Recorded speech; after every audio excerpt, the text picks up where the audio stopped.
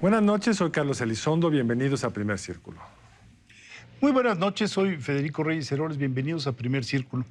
Hoy vamos a hablar de algo que tenemos todos los días en nuestras casas, afortunadamente, o la mayoría de los mexicanos, de algo que resulta históricamente muy relevante. Debo decirle que ese asunto ha provocado guerras, ese asunto ha provocado persecuciones y ese asunto ha provocado y provoca todavía en México pleitos entre comunidades, pleitos muy serios entre comunidades.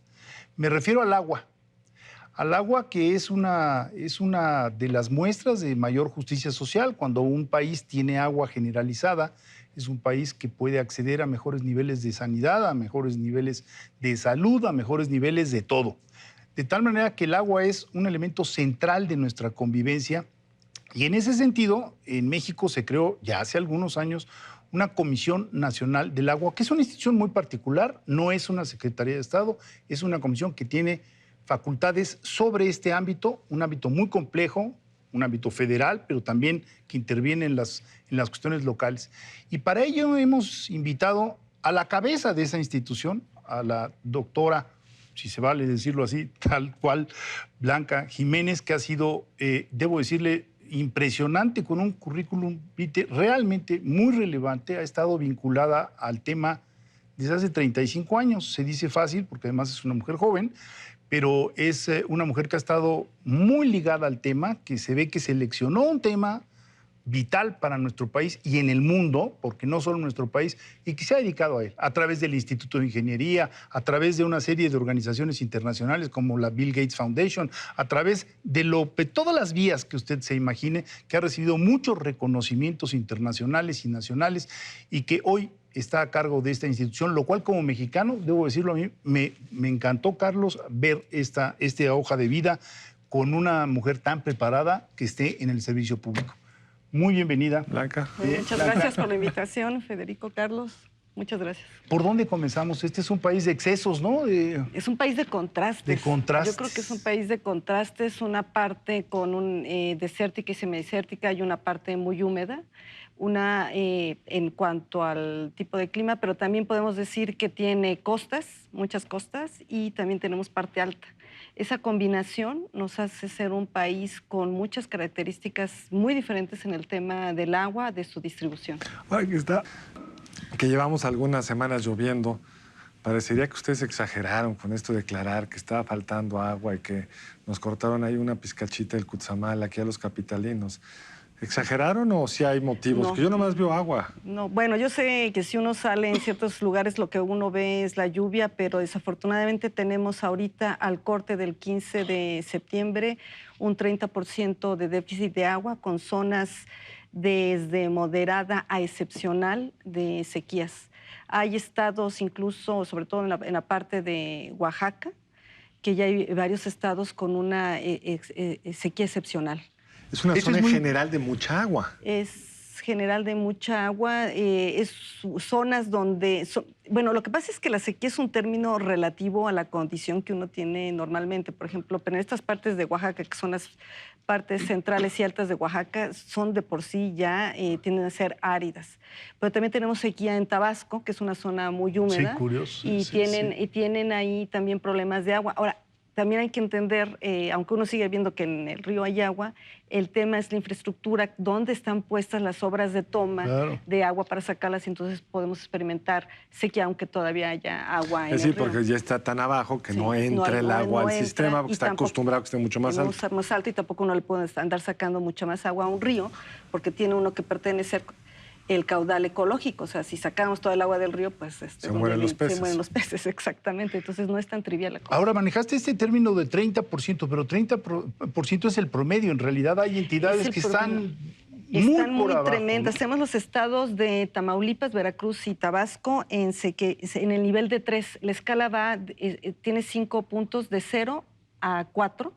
D3 ya es una sequía extrema.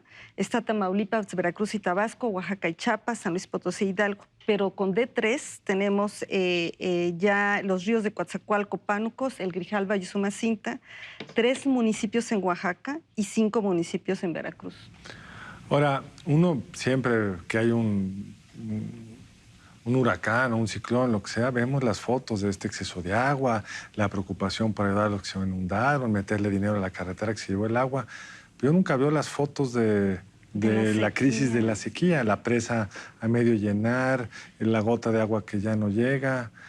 Hay una asimetría mediática también. Hay una asimetría completamente. Desafortunadamente digo que son más fotogénicas las inundaciones. A la gente pues parece que llama más la atención ver a la gente en los techos de sus casas, con el agua que no pueden pasar, coches que se los lleva a la corriente. En cambio, el tema de las sequías es un tema que de por sí las fotos, digamos, son un poquito más deprimentes. Tarda uno más tiempo en comprender la dimensión del tema porque también las sequías se sufren durante más días. Y en cambio las inundaciones son como muy llamativas, son 2 o 3 días, y entonces eso es muy impactante. Entonces sí hay un tema mediático que yo creo que por el tipo de país, que tenemos una zona, pues casi el 30% del territorio mínimo es desértico, semidesértico, deberíamos de tener mucha más conciencia de los impactos de este tipo de fenómenos. Ciudad del Cabo hace un año tuvo una crisis de falta de agua horrenda. Estuvo literalmente a punto de quedarse sin agua porque la gran presa que abastece a Ciudad del Cabo en Sudáfrica pues empezó a bajar y no reaccionaron rápidamente, no llovió suficiente. ¿Hay alguna ciudad en México que tenga el riesgo de acabar en una situación así de dramática? Podría tener si no hubiera autoridades que con tiempo estuvieran alertando qué fue lo que está pasando en la Ciudad de México. O sea, ¿se hizo para evitar eso? Exactamente.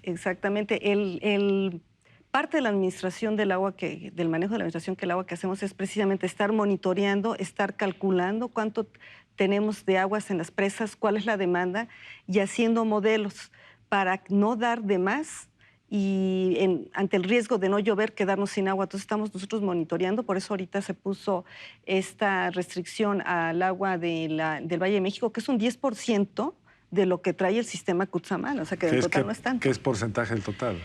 Pues era menos de un 5% del total. O sea, no es una medida preventiva. Es una medida preventiva. Realmente no quita demasiada agua a la ciudad, pero te permite mantener el nivel, en promedio, claro, porque hay zonas más afectadas, pero te permite tener los niveles en una situación más cómoda. Nos permite asegurar que todo mundo vamos a seguir teniendo el agua que se requiere como mínimo. Ahora, este es un país muy engañoso. Decía Rulfo que este es un país que solo tiene 2 estaciones, la de secas y la de aguas, ¿no? Y entonces en la de secas estamos todos, vemos este país desdibujado, deslavado, triste. Y llega la temporada de aguas y se pinta de verde, pero ese que se pinte de verde no necesariamente quiere decir que los abastecimientos de agua están recibiendo el agua que necesita o que necesitamos los mexicanos. Y es un engaño porque la gente circula por las carreteras y ve todos estos paisajes verdes y las presas están en crisis. Si tú tuvieras que dar una alarma ahorita, ¿qué regiones del país dirías? Ahorita mencionaste varias entidades del Golfo. Pues todo lo que es del Golfo y también todo lo que es el centro y el norte del país. Ahorita está sucediendo una cosa muy peculiar con todos los huracanes. Los del Golfo, platicamos un poquito, antes todos los del Golfo se están yendo hacia arriba, hacia Estados Unidos. Parece que vienen para acá. Y los del Pacífico se nos desvían y se nos están yendo fuera del país. Lo poco que ha llegado está lloviendo en los litorales y en los litorales no tenemos presas. Entonces se están mojando la parte más baja, que es la más propensa a la inundación, y no estamos captando el agua en las presas.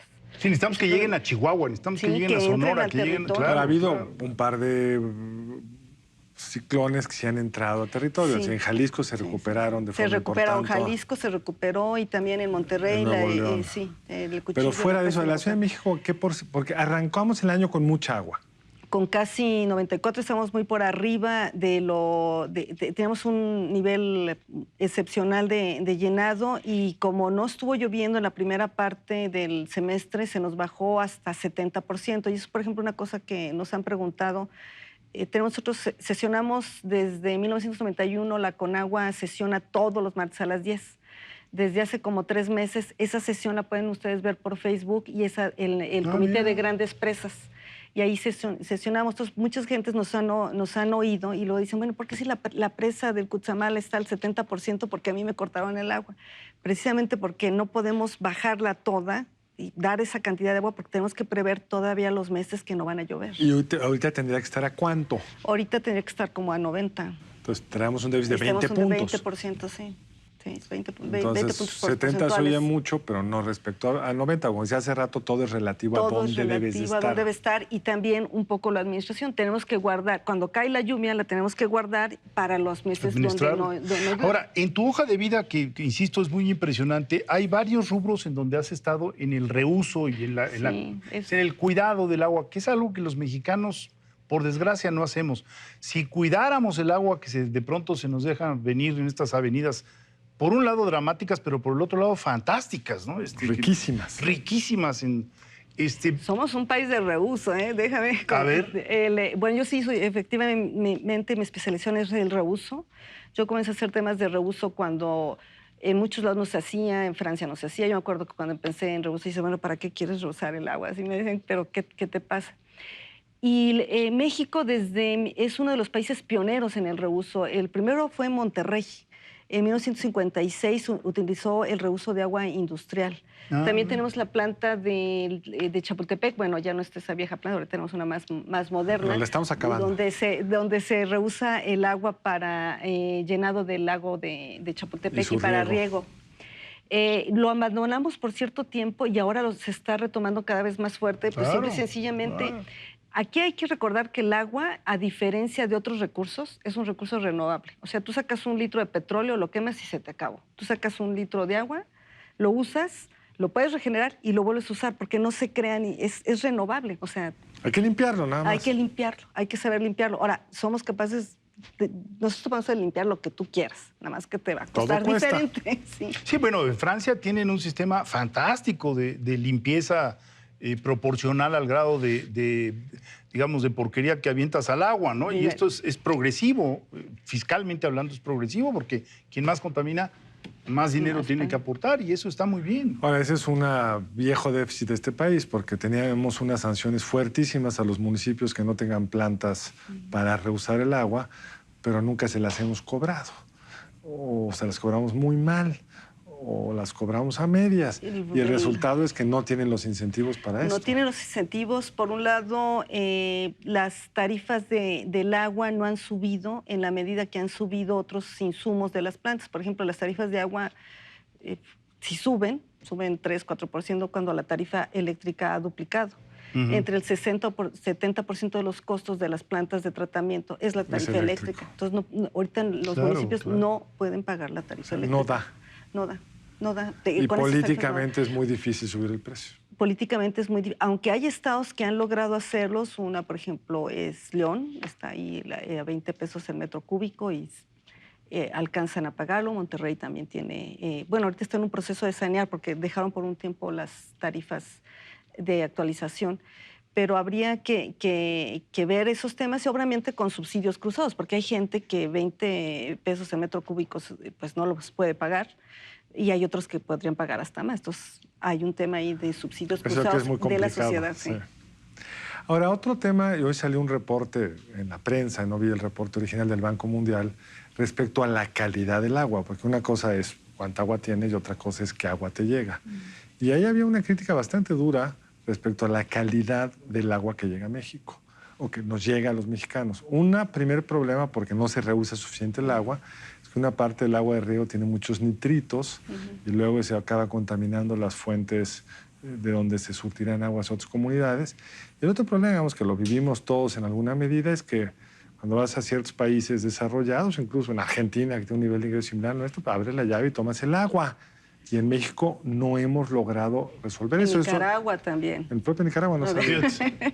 Ahora, eso, la Conagua administra la parte más de entrega de bloque de agua. Exactamente. Nosotros hacemos entrega de agua en bloque a los organismos operadores de agua. ¿Y esa agua sí está limpia? Esa agua, pues en general sí está limpia, digamos, cumple. Pero luego los organismos operadores de agua son los que entregan el agua a las casas de cada quien.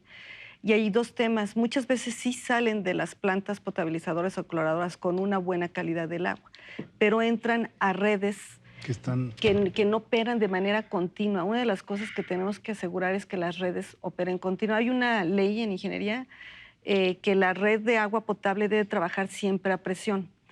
Es decir, siempre debe llevar agua. Si no lleva agua, comienza a aspirar, entonces puede aspirar agua del entorno. Y hay otra ley que dice que los drenajes deben ir por debajo del agua potable. Los hundimientos diferenciales de terreno hacen que a veces que los drenajes te queden arriba. Tienes tú redes, aspiras el agua negra. Y una de las cuestiones que creo que a veces no valoramos es que México en las últimas décadas ha logrado reducir la carencia de agua de manera notable, diría yo. O sea, en alguna ocasión, platicando con un secretario de Semarnat, le decía yo, bueno, el agua, me dice, no digas potable, pero de que hemos logrado llevar agua a más mexicanos, hemos logrado llevar agua a muchos más mexicanos.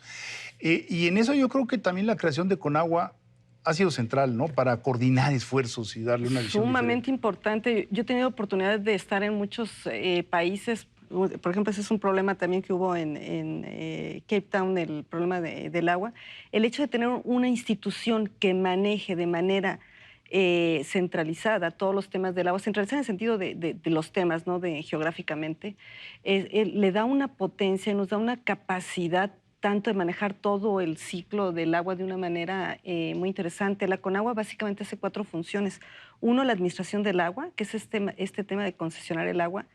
Este truco de que el agua es renovable y entonces hay que ordenar los usos, eso implica que debe haber alguien, que es el Estado, que dice, te la doy a ti y luego yo veo que si ya no la usas, habría que pasársela al otro. Ahorita estamos platicando en el tema de cómo mejorar la ley, que esa agua siempre regresa al Estado y se la podamos dar al otro de una manera mucho más ordenada contra hacer un mercado de la transmisión de los derechos que no está funcionando. El otro tema es las entregas de agua en bloque. La gente conoce esta entrega de agua en bloque para las ciudades, pero también hacemos entrega de agua en bloque a la agricultura. Todas las obras de cabeza, las presas, los canales principales son manejados por la Conagua.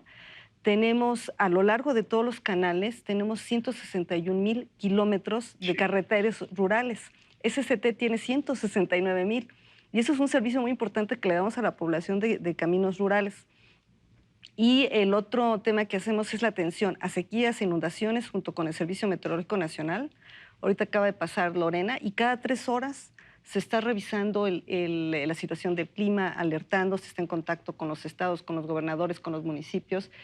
Y tenemos también, eso lo hacemos antes, durante, entra la Conagua, no tanto a salvar gentes como lo hace la Sedena o a Semar, sino inmediatamente que hay una inundación, pues tenemos que ir a restablecer el servicio. La gente ve muy bien lo de la energía eléctrica, pero no ve que siguen teniendo agua y servicio de drenaje. Eso también lo hacemos nosotros. Y después haciendo un levantamiento de los daños y reconstruyendo. Y en la otra cosa nos encargamos de toda la infraestructura. Hay tan solo de presas, hay 6,000 presas, 3,000 son de la Comisión Nacional del Agua, son presas que hay que darles mantenimiento, ver que no se vayan, ir a limpiar canales. Entonces tenemos una actividad desasolvar muy importante, desasolvar. No, de veras que nos pasamos divertidos. Pero hay que aclarar que ya la red de distribución de las ciudades no es tuya. No es nuestro, porque es entrega de agua en bloque.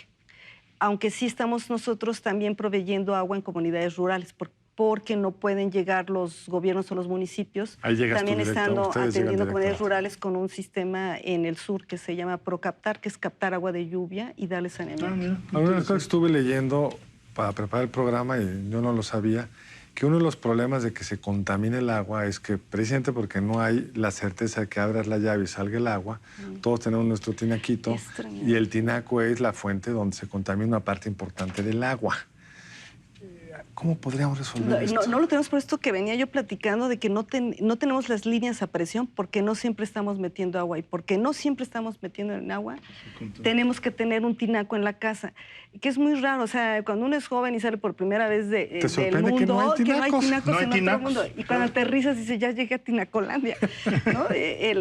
Pero sí, esos tinacos hacen que el agua sea menos limpia, pero viene desde que no se está siempre a presión, la estamos almacenando permanece menos tiempo con el cloro, con una serie de contactos, se puede ensuciar. Y está mal cerrado, entra un contaminante. Y tienes que lavar el tinaco periódicamente, toda una serie de cosas. Antes eran y sabes de que asbesto. te sale hasta 10 veces más cara el agua, porque yo no entiendo, la gente no ve. El hecho de que tú tengas un tinaco, muchas veces una cisterna y una bomba para operar, Claro. hace que pagues 10 veces más el precio del agua. Te convendría pagar un poquito más en la tarifa y tener un servicio Pero continuo. políticamente eso sería explosivo, mientras cuando lo pagas tú te acostumbraste a pagarlo. Es de las parece cosas normal? donde el Estado, por O definición... comprar botellas te parece normal. Te parece normal. Cuando el Estado, por definición, puede resolver eso como bien público de una forma mucho más eficaz, pero no estamos dispuestos a pagar lo que vale. Pero tampoco hemos platicado de ese tema abiertamente. Oye, ¿Te cuesta tanto? te cuesta tanto. Hay que abrirlo, hay que abrirlo. Ahora, después también la carencia de agua es una de las fuentes principales de corrupción. Y es una decisión racional. O sea, cuando una madre decide comprar una pipa de agua a X, a lo que se la vendan, porque sus 3 críos no tienen agua potable y se van a enfermar del estómago por estar tomando agua contaminada, pues es una decisión racional, pero una decisión racional que le sale a la familia brutal. Entonces hay que lograr, digamos, llegar a todos los hogares con nuevos sistemas, como lo estás planteando, para también disminuir ese que es un impacto muy reversivo, muy el regresivo. control de pipas, porque una pipa te puede costar entre 100 y 1,500 pesos. Y aunque el precio sea lo mismo, la gente, el pipero, te puede un poco abusar.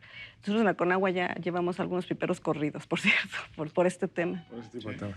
Ahora, digamos, de cara a esta temporada de lluvias que está terminando, ¿tú todavía tienes esperanza que llueva suficiente como para poder tener un mejor margen de reserva? O mejor nos hacemos a la idea que el año entrante va a estar seco. El año que yo pienso que es posible que la temporada de lluvias se haya desfasado un poco. Es tu esperanza, pero no creo que nos lleguemos a recuperar. Porque no, es que son muchos, se dice fácil 20%, pero 20% son muchos de miles de millones de metros cúbicos. Que ya no cayeron. Que ya no cayeron. Entonces no creo que nos podamos recuperar completamente. Ahora, el año que entra puede ser un año lluvioso. Pero ya se verá, pero eso hasta que llegue la temporada de lluvia. ¿Y qué hacemos? O sea, ¿qué sugerencias? Bueno, cuidar el agua. En primer lugar, ¿quiénes deben cuidar más el agua? La agricultura, porque son los que más emplean. Las gentes en las ¿Cuánto del ciudades, total de agua lo gasta la agricultura? El 70% del uso consultivo. Porque el agua que cae de la lluvia normal, esa no la contabilizamos, Claro, pero también usan. Sí, les llega más a ellos porque tienen más superficie. Sí. Pero de la que se distribuye, el 70%. Sí.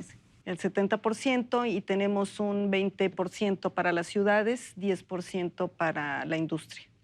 Ahora, si tú ves cuánto paga cada bloque, quien paga más es la industria. Y quien paga menos o cero es la agricultura. Yo fui hace poco a una planta de papel y mi sorpresa es que casi no usan agua porque la reciclan. Claro, no, es que el tema del reuso tú lo puedes cerrar. Increíble. Puedes trabajar casi a ciclo cero. Exactamente. Bueno, en las naves espaciales están a ciclo cero, claro. No llevan agua. Ahora, al final del día, también hay mucho de costumbres, ¿no? De los mexicanos, de buenas y malas costumbres. Y tenemos algunas costumbres muy malas, como por ejemplo los baños prolongados en la regadera, que podría ser un baño de 3 minutos o algo así, y de pronto la gente se le va el Podríamos tener en todos lados, incluso donde hay mucha agua, los equipo para baño de bajo consumo.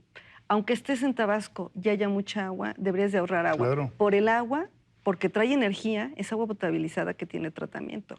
Y toda la energía. También ahorita estamos en un tema de que hay que ahorrar energía para emitir menos carbono. Entonces hay que ahorrar en todos lados en las casas, tener ya los sistemas de calentamiento de agua de paso, que eso sigue siendo increíble en México. O sea, le abres y en muchos lados horas para que salga el agua caliente. Y es cambiar un sistema y no estás ahorrando el agua. Y las industrias, en general, las industrias son mucho más conscientes en general. Yo creo que las industrias que emplean demasiado volumen de agua podrían todavía mucho mejorar. Mineras, hay varios temas. La industria también del agua embotellada, cómo ahorra agua, pero más bien fomentar el uso del agua de la llave, ¿no? Y en términos de políticas públicas, ¿cuál sería como la agenda que tú visualizas para los siguientes años que podría generar incentivos más mejor alineados, como se dice. Uno, el tema de las concesiones, tener una mejor repartición en el tema del agua, valorar el agua, más que darle un precio, hay que darle un valor al agua. A ver, explícame esa diferencia. Más que estar pensando que tiene un precio económico, hay que valorar el que tiene. Entonces le tienes que cuidar la calidad, le tienes que cuidar a dónde está, o sea, tener más conciencia. Pero sin la señal del precio, ¿cómo haces eso? Porque yo soy muy neoclásico. Puedes, sí, ya vi. Hay una parte que es el precio, pero también una parte que es de educación y tenemos que ir a unos temas mucho más amplios de cultura del agua. Aquí no he acabado de hacer el levantamiento, pero creo que si hay un país en el mundo con más museos del agua, debe ser este de México. Y sin embargo, no tenemos esa conciencia tan amplia del tema del agua. Entonces, tenemos que pasar, yo decía, es que estamos todavía en el verbo to be en esto de los museos del agua. Tenemos que pasar, o sea, México el reto del agua es tan importante para México que la gente debe tener un nivel muy alto. Y además, la riqueza de las naciones también se mide por el agua que tienen y por el uso que le dan. Pero nos tenemos que despedir, Blanca. Prométenos que regresas para seguirle dándole, a lo mejor en el estiaje, para ver cómo está el asunto aquí. Así es que mil gracias por haber estado. No, muchas gracias por la invitación. Muchas gracias por la invitación. Muy buenas noches, nos vemos la próxima aquí en Primer Círculo. Muy buenas noches, nos vemos el lunes entrante aquí en Primer Círculo.